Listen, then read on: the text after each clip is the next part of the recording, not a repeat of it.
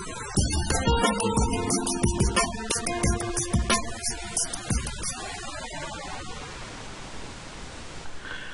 traders, I hope you've had a good weekend or are having a good weekend depending on what time you look at this video.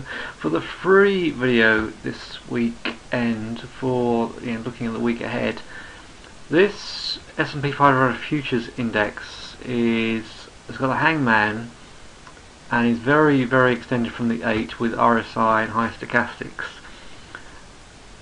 So I think the S&P 500 is the most watched of all the indices. The other indices, I have to say, have closed slightly more bullish. They've not got a hangman. The Nasdaq is closed a nice open candle, and the Dow did as well. The Dow actually has closed above the 10-11 highs. But what I'm seeing here in this chart here is I think we are overdue a pullback. The weekly is nice and bullish, the monthly is breaking away. I actually think it's worth, with that RSI setting and that gap to the 8, I think it's worth shorting this to see if we can get back to the 8. We've got very little data on Monday. Fed day, I think it's Tuesday. Let me double check. Is it all Wednesday? It's Wednesday. Fed day Wednesday. I think US GDP on Friday. I think this is due a pullback. If you look at the number of on the occasions when we've had a gap to the 8 of that size, we do, on average, tend to fill it, tend to at least get back to the 8, if not, start the reversal. This elastic band is stretched to the upside. I'm shorting.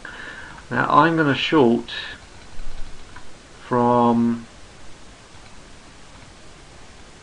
break of Friday's low at 13.09. I'm going to have a stop at 13.15, and if I start to get some profit in before the GDP, before the Fed day on Wednesday, then I'll start to try and get the stop, at least a stop to break even, and to see how that works out.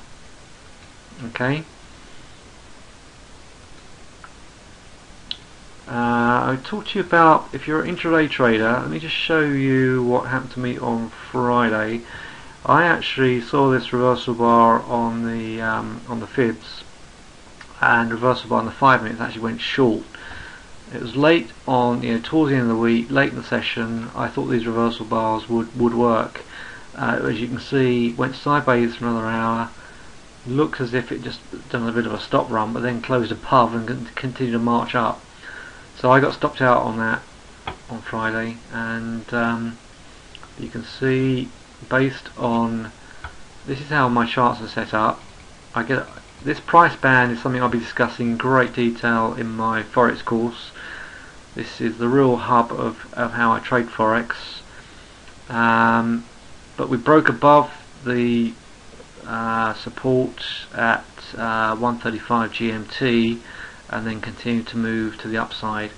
But if you're interested in Forex, so I don't often get a stop out like that, but I did. That's fine.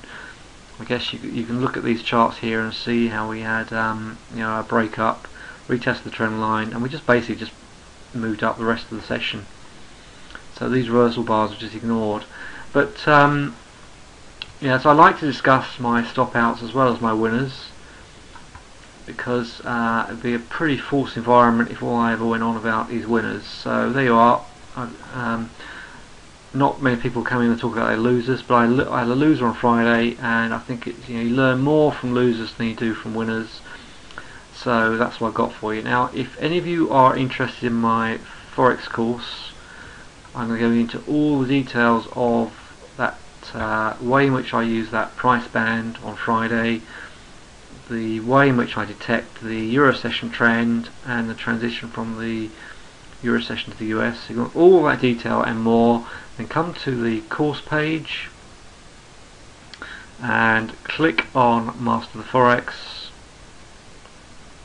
view course, which is not doing for me, which it is now, and then you'll see some of the details. If you want more information, let me know.